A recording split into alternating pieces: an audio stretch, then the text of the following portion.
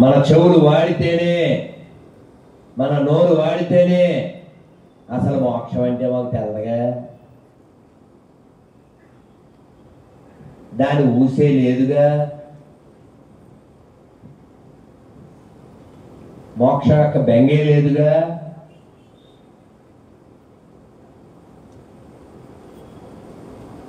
నేను మళ్ళీ పుట్టకూడదు అనుకుంటున్నానండి అన్న వాళ్ళు ఏమైనా చేస్తాను? అమ్మో పెద్దోళ్ళే.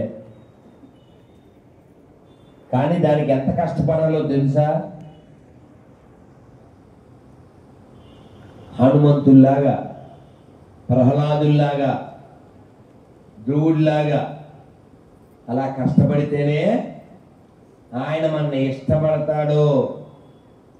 మళ్ళీ సృష్టిలోకి రాకుండా ఆయన ఉండే స్థలానికి తీసుకెళ్తాడు. ఆయన ఉండే స్థలం ఎలా ఉంటుందో భగవద్గీతలో చెప్పారు. భగవద్గీత మా ఇంట్లో ఉంది అన్నోళ్ళు చేయొద్దండి.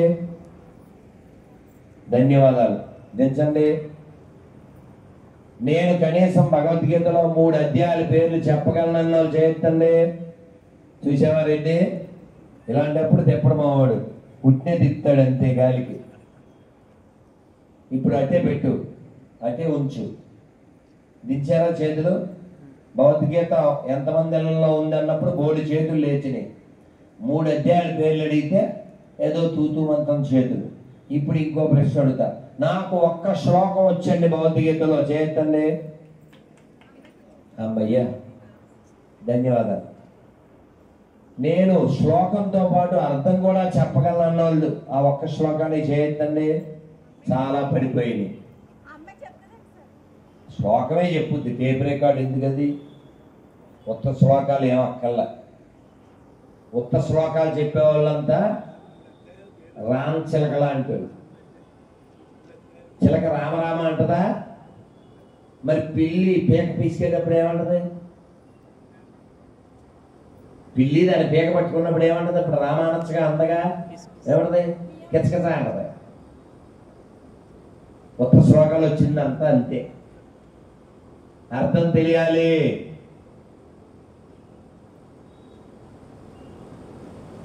ప్రయత్నం చేయండి. కొంచెం నా భాషలో చెప్పాలంటే భగవద్గీత మనిషి పుట్టిన ప్రతివాడు మరణించే లోపల పూర్తిగా ఒక్కసారైనా భగవద్గీత తర్వాత తర్వాత ఏంటి వినపడలే? మీరే కాదు, మీరేం చేస్తారు అడగలేదు. నేను చెప్పింది పూర్తి చేయమన్నా. మనిషి పుట్టిన ప్రతివాడు మరణించే లోపల ఒక్కసారైనా పూర్తిగా భగవద్గీతను గట్టిగా గట్టిగా రైట్.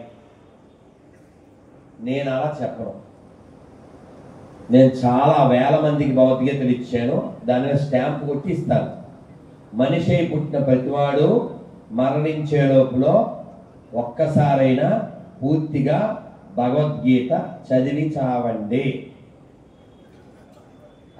ఇంకా అవలే, బ్రాకెట్లో చదవకపోయినా చస్తారు కాబట్టి. ఇప్పుడు చెప్పండి, మేం చదివి చస్తాం అన్నవి చేస్తాను. అమ్మయ్యా చావండి, చదవండి అనొచ్చు కదా. అంటే దాని అర్థం ఖచ్చితంగా చదవండి అని. ఇంకా టైం ఉందలే అని కబుర్లు చెప్పకండి అన్న. ఎందుకంటే మృత్యువు కాలం ఎప్పుడు వస్తుందో తెలియదు కదా. అయ్యో రాత్రే కనపడ్డాడండి, మేము బావర్చిలో మా బావ నేను అదేదో తిన్నాను కూడా అని చెప్తాడు. వీడు బావా బావా అన్నాడు, ఎవడేమో రావా రావా అన్నాడు. ఎవడెప్పుడు వస్తాడు అంటే ఎప్పుడు వస్తాడు? ఎప్పుడు వస్తాడు? ఫోన్ చేస్తాడా?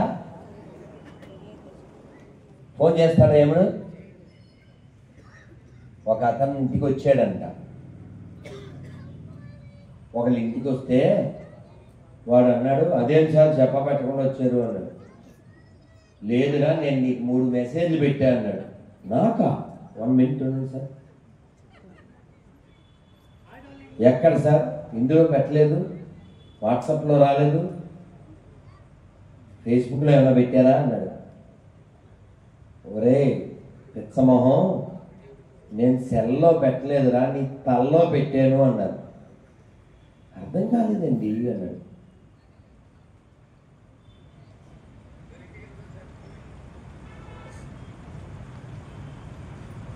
నువ్వు పుట్టినప్పుడు జుట్టు ఏ రంగులో ఉండేది అని అడిగారు. నలుపు. మరి కాలం గడిచే కొద్దీ అది ఏమైంది? తెలుపు అయిందంటే అర్థం ఏంటి? పిలుపు వస్తుంది, మలుపు వస్తుంది. మళ్ళీ ఆ తెలుపు నీ ఒంటి మీద పూర్తిగా వస్తుందని కదా. తెల్ల జుట్టు వచ్చిందంటే తెల్లగొడ్డ వేసేస్తారు, రెడీగా ఉండరా ఎదవా అని అర్థం. కానీ దరిద్రుడు కదా, జ్ఞానం లేనోడు కదా, వాడు ఏం చేస్తాడంటే గాడ్రేజ్ని నమ్ముతాడు. గాడ్ని నమ్మడు. 65 వచ్చినా సరే అద్దం ముందు నిలబడి అందంగా లేనా, అసలేం బాగాలేనండి.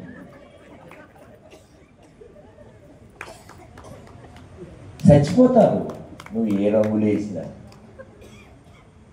ఫస్ట్ మెసేజ్ అయిపోయింది, 2వ మెసేజ్ ఏంటి అన్నాడు.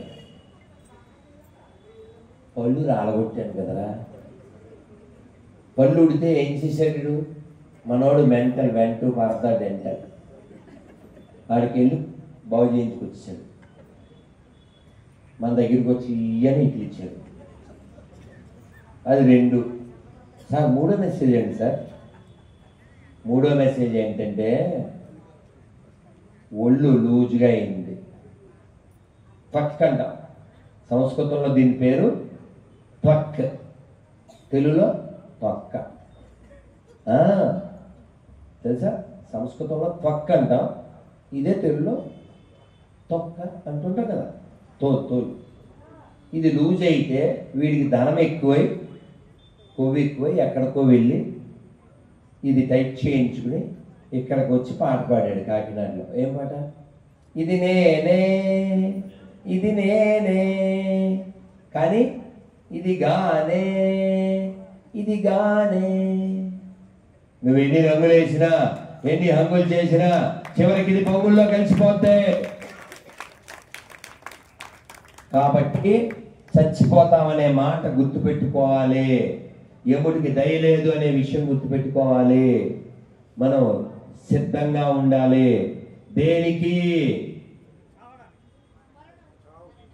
కాదు, మళ్ళీ పుట్టకుండా ఉండడానికి. చచ్చిపోవడానికి నువ్వేం ప్రయత్నం చేయక్కర్లేదుగా, దానంతట అదే వస్తుంది. కానీ పుట్టకుండా ఉండడానికి ప్రయత్నం చెయ్యాలి.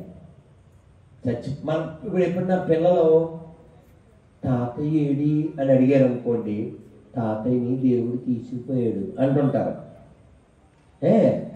ఆ సమాధి మీద ఏం రాస్తారు? స్వర్గీయ డాష్ డాష్ అని రాస్తారు కదా. అసలు వాడు చేసిన పనులకి నరకీయ అని రాయాలి. కానీ అది స్వర్గీయ రాసేస్తుంటారు ప్రతివాడికి. వాడు ఎన్ని చేసి ఉంటాడో కదా. కాబట్టి చచ్చిపోయిన ప్రతివాడు దేవుడి దగ్గరికి వెళ్ళిపోయాడు అనుకోకండి, అది తప్పండి.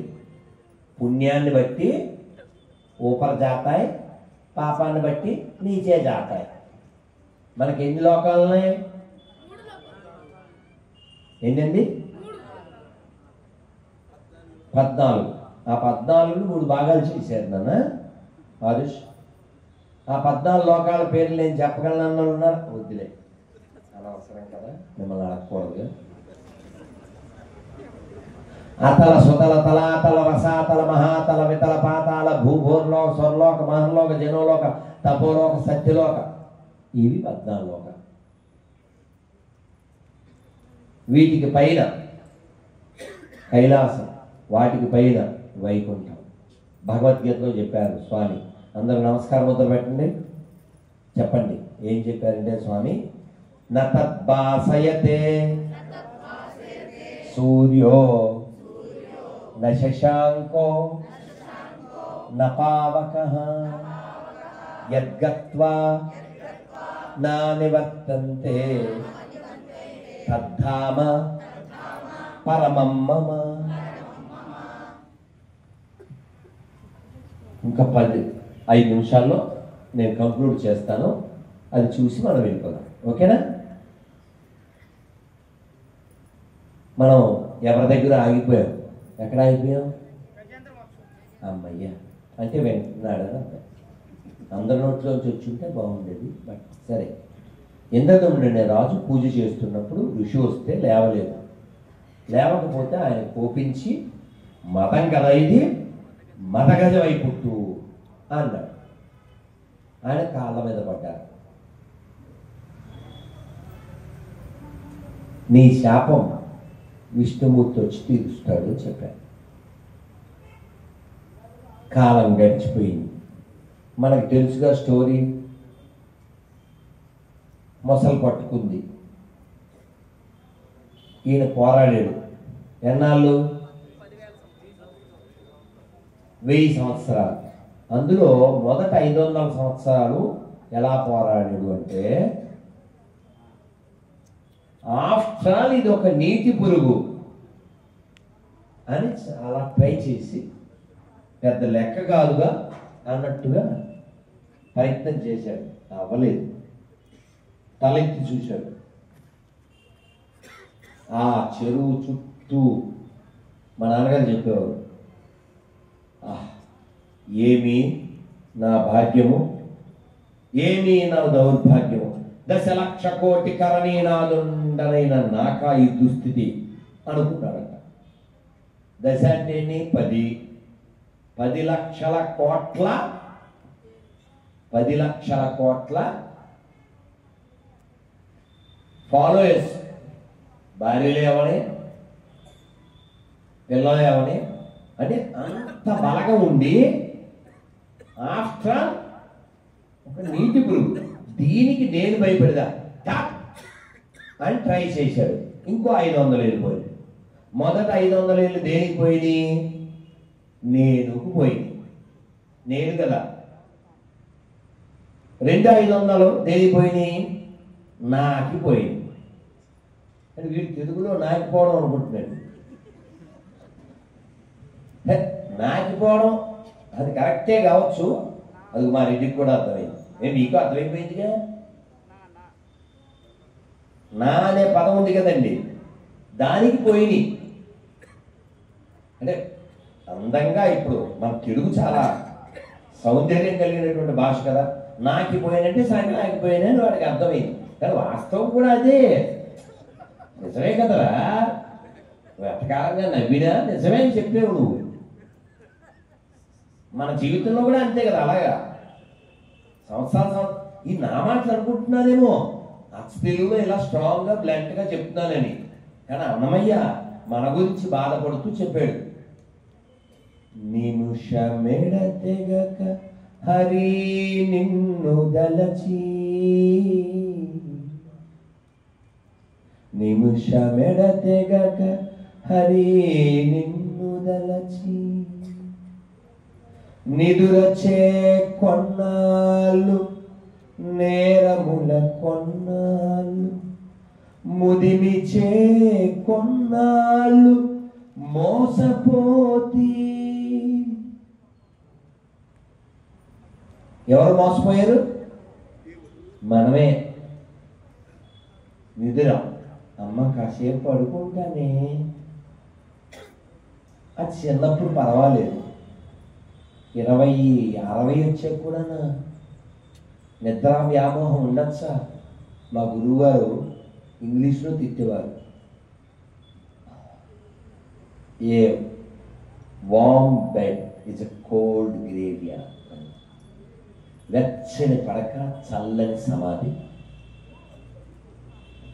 నేను పడుకుని లేవకపోతే అసలు గుండెకాయ పొట్టలో వెళ్ళిపోయేది. ఇప్పుడు ఆయన పుట్టినరోజు జరిగినప్పుడు చెప్తూ ఉంటాం, ఆయన ఎలా అరుస్తారో ఆయన ముందే చెప్పి నవ్విపిస్తుంటాం.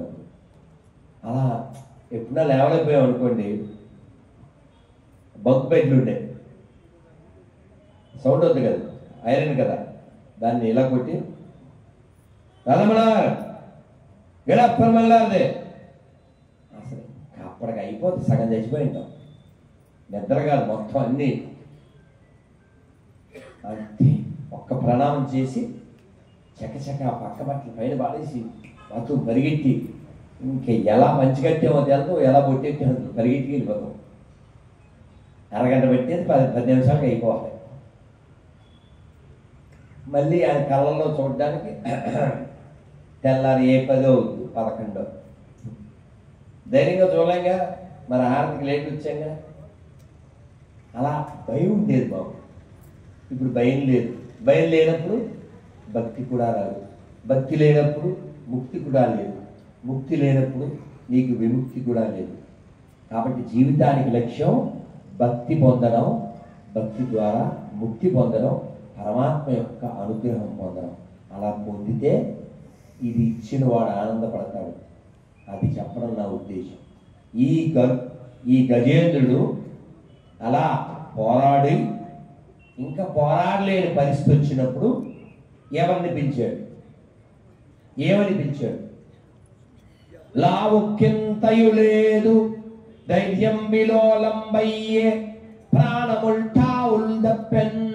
ఇంకా నా వల్ల కాదు, హరి బద్ధాత్మక, నాకే నా వల్ల కాదు, ఇంకా రావే హరి రక్షింపవే. పిలిచడా? మనందరికీ తెలియని విషయం ఏంటంటే ఆయన వచ్చాడు, చక్రం వేశాడు, చచ్చిపోయింది, అంతే తెలుసు. కానీ సాధువులు వారు ఎంత బాగా చెప్తారంటే, పోతన గారు చెప్పింది, స్వామివారు వైకుంఠం నుంచి ఇక్కడికి రావాలి కదా, పిలిచాడు కదా, మరి గజేంద్రుడు పిలిచాడు కదా, ఆ టెన్షన్ గల్పంతుడిని గబగబా చెప్పులు వేసుకుని ఎక్కాడు. ఆయన రెడీగా ఉన్నాడు. ఎక్కాడు, ఆ కాళ్ళతో చెప్పులతో గల్పంతుడిని ఇటు అటు ఒకేసారి తన్నుతున్నాడు. దేనికి? ఏమండి? త్వరగా వెళ్ళమని. అటుపక్క గజేంద్రుడు, ఇటుపక్క ఖగేంద్రుడు. మీరందరూ వినుంటారు, ఖగరాజు నీయానతి గని వేగ చనలేడు. ఖగరాజు నీయానతి గని వేగ చనలేడు. గగనానికి ఇలకు బహుదూరం మణినాడు. గగనానికి ఇలకు బహుదూరం మణినాడు. జగమేలే ఆ జగమేలే పరమాత్మ ఎవరితో మొరలిడుదు. జగమేలే పరమాత్మ.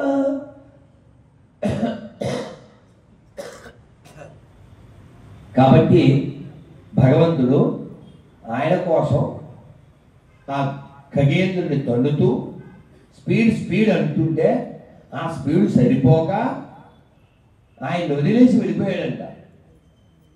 అవమానం కదండి. ఎవరైనా చూస్తే నువ్వు చాలా పెద్ద స్పీడ్ అంటావు, మీ బాస్ నిన్ను వదిలేసి వెళ్ళిపోయాడు, షేమ్ అంటున్నారేమో అని అటు ఇటు చూసుకుంటూ గరుత్మంతుడు స్వామి స్వామి స్వామి అని వెనకాల వెళ్ళాడంట.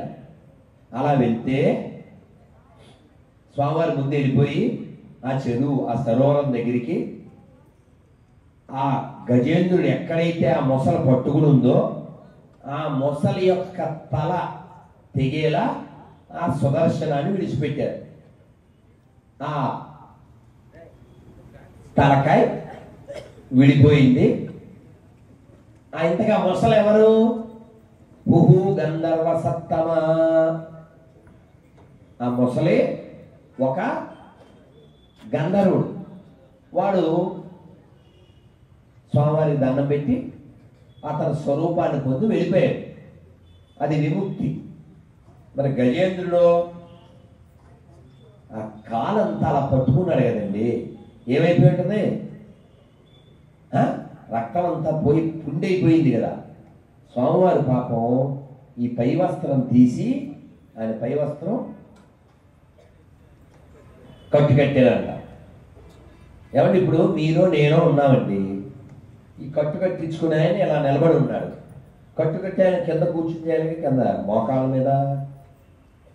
స్వామివారు అలా కట్టి కడుతూ ఉంటే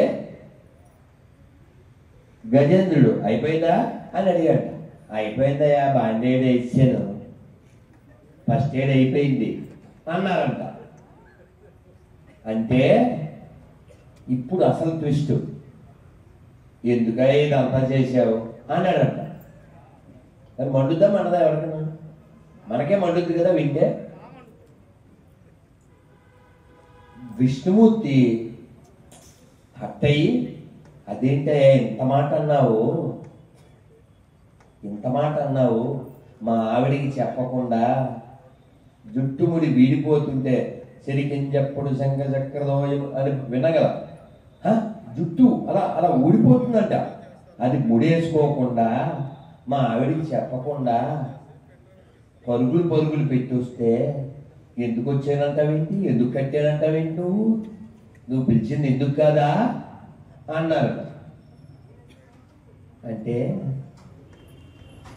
స్వామి నేను పిలిచింది దీనికి కాదు.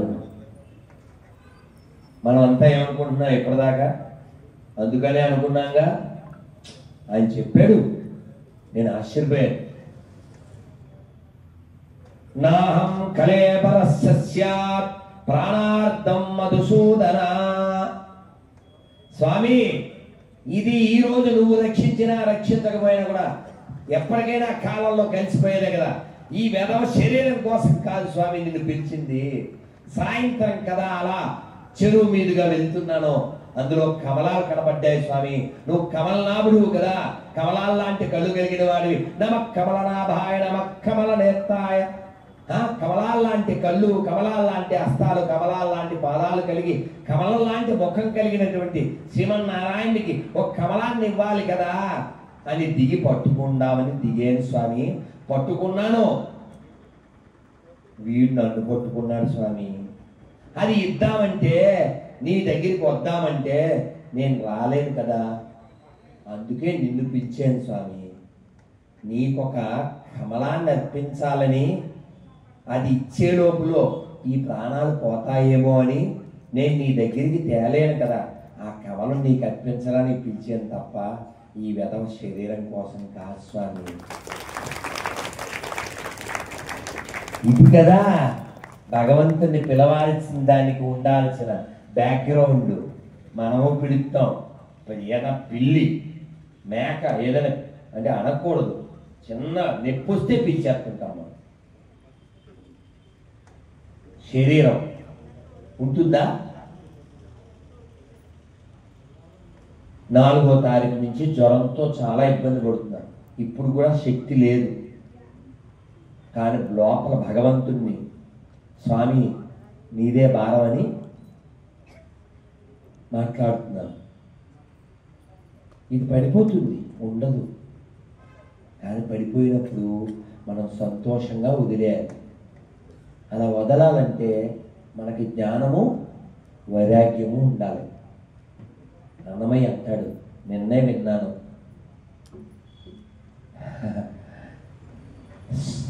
సునక జన్మమేన గాని నిన్ను మరువకుంటే చాలు, ఏ జన్మ అయితేనేమి అంటున్నాడు.